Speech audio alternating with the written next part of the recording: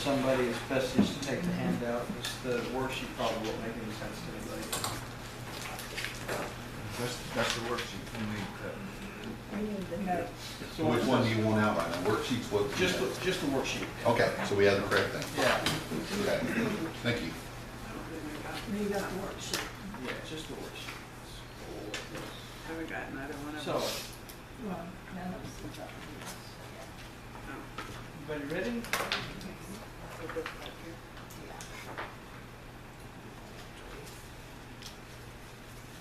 Heavenly Father, we thank you for this time together. Again, we ask that you open our eyes, open our ears, and open our hearts as we see, hear, and understand what your word has to tell us. And help us to look at your word and understand what it tells us. We thank you for it in the name of Yeshua. All right. So this is not really Brezhgis. It's actually, let's see. One of these days I'll actually learn how to. The G and there's an H. Yeah, there you go. Yes. We're doing the Old English. Brezhgis. Yeah. When you say it. All right. The G and H. So far we've considered, since the flood, we've considered the natures of the descendants of Japheth and the descendants of Ham. In our study of Bereshit 10:5, we saw that there's an effect of intermixing and having an open mind when it comes to Yahweh's Torah can cause corruption and confusion. And that was pretty obvious from the descendants of Japheth, that from them came the Celts, the Britons, the Druids. Also the Greeks came from there, as well as the Romans, and the Cappadocians, the area in Turkey where Paul really had a lot of his ministry going on. So we see that these things If you don't mind, can adversely affected you things. go back over them? I know I captured some notes last Oh, time. sure. Greeks.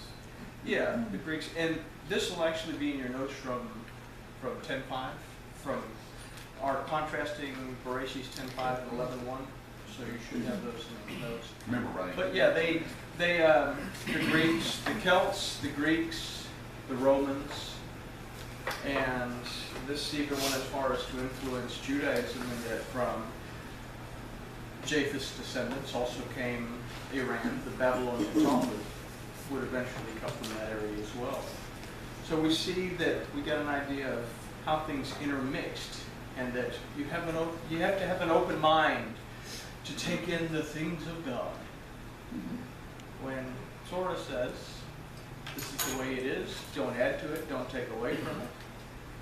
And if you do add to it or take away from it, then you're going to be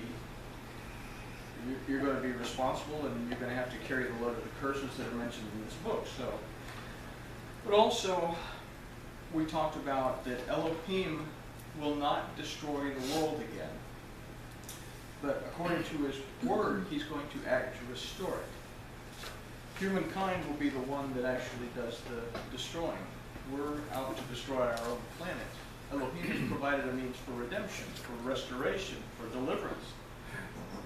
So what we're going to see in these next verses dealing with the Tower of Babel, that Elohim isn't this meddlesome deity with self-serving purposes. Oh, look, they're building a tower and it's getting too close to heaven. We're going to go down there and interfere and cause them to lose or not be able to understand. We're going to go in here and we're going to do all this. That Elohim actually has a reason for doing the things that he does, but it's to our benefit, not because he's trying to interfere. He can interfere with free will, but he can make things to where our eyes open to be able to see him. So last week we ended with this verse out of Bereshit 11:1. It said the whole earth was of one language and of one speech. And this verse was based on the descendants of Ham, and it shows us a glimpse of atheism and agnosticism, new thought theology, that there either is no God or I am God. we read about Nimrod, or we read about Nimrod, who was a mighty hunter before Elohim. That it didn't mean that Elohim looked down and said, "Oh, what a great guy! He's such a great hunter." What this actually meant is that he was esteemed before people esteemed Yehovah. So we see that kind of this same thing that goes on today, that people will fall into this pastor worship or evangelist worship or best-selling author worship, rabbi worship. We see this especially in the Hasidic movement, that their rebbes are revered, even to the point of calling them Messiah. So we see that now that they're going to build a tower and it's going to reach into heaven. And as a result, their language was confused.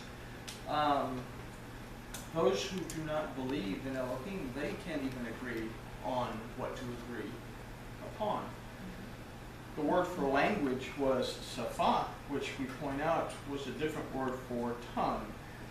That the word tongue came from a root that means to sweep, to snatch away, to destroy, and to consume. The whole world was in what was once again the same condition that it was in prior to the flood. Like I said, Torah tells us that Elohim will never again destroy all of life. And within Torah, within Brit Hadashah, we see that he's made a means for redemption, for restoring, for delivering us from death. So we're going to look at some of the components that led up to the building of the Tower of Babel, what the Tower of Babel means, and why the language was confused. Why did this happen? But we're going to start off with it's the second verse of Bereshit 11, and it simply says, "And it came to pass, as they journeyed east, that they found a plain in the land of Shinar, and they dwelt there." Now these are the descendants of Ham that are moving on.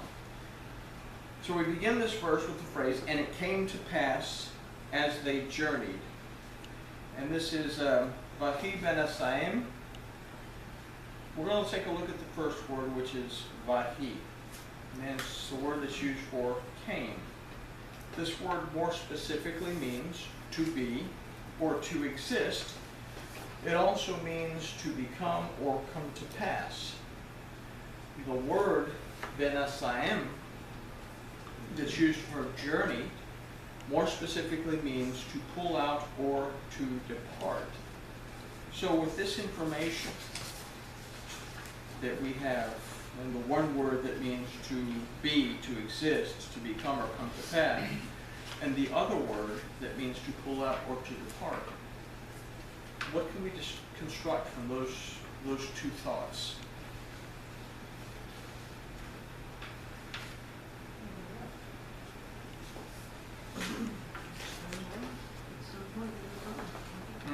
But at some point they moved on. At some point they moved on? Okay. What else can we get out of these two words? To come to pass, or to depart, or to become, or to pull out. To remove yourself? To remove yourself? Okay, to remove yourself. So we can take a look at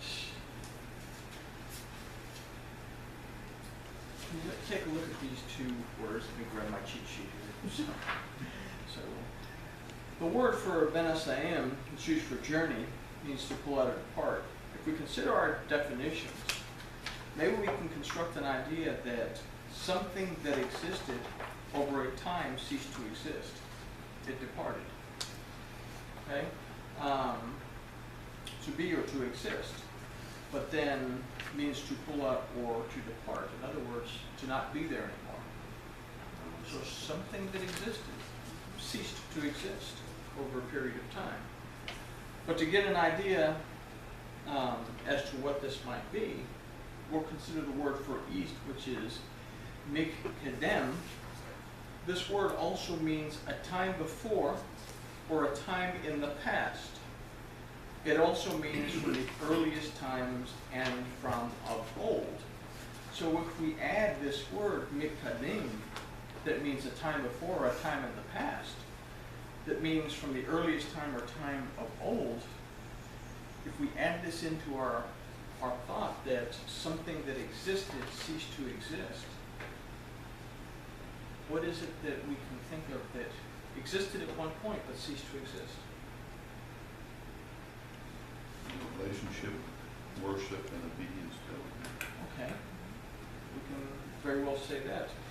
We have an initial idea that something had existed over a time and ceased to exist, that it departed.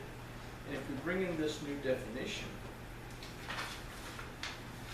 then we can say that something that existed in a time before and was there from the earliest time ceased to exist. The root of mikdem is kadam, that among its many different definitions means to confront or forestall. Mikdem comes from a root kadam that means to confront or forestall. Now, forestall, according to Webster's dictionary, means to stop something from happening or to act to prevent it from happening. And the word confront means to oppose or to challenge or to directly question the authority of something. So if we add that into the mix, what can we put together? Something ceased to exist that had been there from the very beginning, Start out with 4. but it's being confronted and it's being forestalled. In other words, it's being questioned, its authority is being opposed, and measures are being taken to stop or prevent it. So we can get an idea that Sounds says like what's happening with the Torah. something that existed in the time before and was there from the earliest time ceased to exist over a time. It departed because its authority was questioned and opposed, and then action was taken to stop or prevent its occurrence. If we take a look at mikdem, we kind of get an idea of something that might be going on. Mikdem.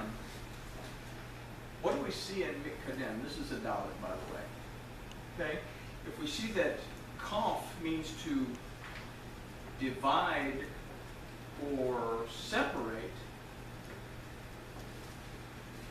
and then we say that dalet, okay, it means door, but its root dalut means poverty, specifically spiritual poverty. Then what do we see on both sides of this? We see an open mem and we see a closed mem. The open mem is a representation to us of the Word. It's what we look at when we open the Torah. This is what we see. This is what's revealed to us. This is what we can read. But we have to have a connection with our Elohim that only comes through Mashiach, that allows us to connect to Elohim through the Ruach speaking to us, whispering that whisper in our voice, that allows us to see beneath the surface layers of the Torah to get an understanding of what's being said. And this is Mashiach on the other side. So what separates us from being able to see and hear what Elohim is telling us? We have separation, but what else is there? So we have spiritual poverty that causes us to do this. What is spiritual poverty? Anybody have any ideas as to what spiritual poverty might be? Not having a relationship. Not having a relationship. What causes us to not have a relationship? Talking with him, praying with him, daily. Not talking, not Studying. not studying, spending time in the Torah. So we have an idea that we have a responsibility to spend time with our Elohim, just as we say we have a responsibility to spend time with our spouses. I mean, if I don't get my Trina time, I get a little edgy, and if she doesn't get, Michael time, then I have to peel her off the ceiling. So we understand that the relationship with our Elohim is the same way, that we have to have the interaction with our Elohim, or basically something's going to be peeling us off the ceiling, because everything that happens to us in our life is going to mount up, and there's no communication with the most powerful entity in existence and beyond that we have a relationship with, that's going to help us to understand what's going on and how to deal with it. So spiritual poverty can be defined as an inability to hear from the Ruach due to poor perception of the Word and lack of communication with Yehovah Elohim. So exactly what y'all said. This in itself will stop or greatly hinder our relationship with Yehovah and keep us from reestablishing that relationship with that humankind had in the earliest time. Spiritual poverty will keep us from reestablishing the relationship that humankind had in that earliest time, before the time clock began to count down humankind's mortal days. In other words, we want to have the relationship that Adam had with Elohim. We want to have that one-on-one ability to communicate, to hear, to speak, and to hear back an answer, have a conversation, and understand what's going on. This is a very special relationship that we can have, but it takes effort on our part.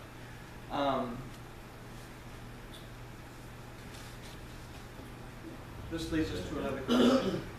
Why do we recite the Shema facing east if the word for east tells us that something about spiritual poverty and separation? So why would we face to the east when we're saying the Shema, not to say, oh, well, Jerusalem's over there and all the rabbinical ideas that come from it? We face east, we're reminding ourselves that without the Shema, without speaking the oath, without living the oath, without understanding, perceiving, discerning the word, without applying it to our lives, without being obedient to it in our lives, that without this, we end up being separated from our Elohim. So it's not just something that we do because, well, the rabbi said that you have to do it in whatever book of the law, but it's an idea to do it. Do we have to face east when we recite the Shema? No. No. In the evening time, I'm sitting at my office and I don't know which direction my chair faces, but that's the time that I say the evening Shema. This is the time that I spend my last few moments before I tuck away. So it's an idea that we have to ultimately make this decision. And our spiritual poverty or our spiritual wealth is our responsibility. So in facing, we are acknowledging our Elohim and looking towards the restoration that will again bring us into a relationship with Yehovah that was lost in the transgression of Ish and Isha. Now this verse continues with the phrase that they found a plain in the land of Shinar. Vayemsiu vika be'eretz Shinar. The word by Vayemsiu means to find. It says that they found, but it also means to attain, to acquire, to devise, and to learn. It can also mean to occur. The word for plain is vika, which doesn't just mean plain or valley, but comes from a root, baka, that means to split, to divide, or to make a breach. The next word that we come to is be'eretz, meaning in the land. Now if we say that be'eretz, or that eretz means land, but it also means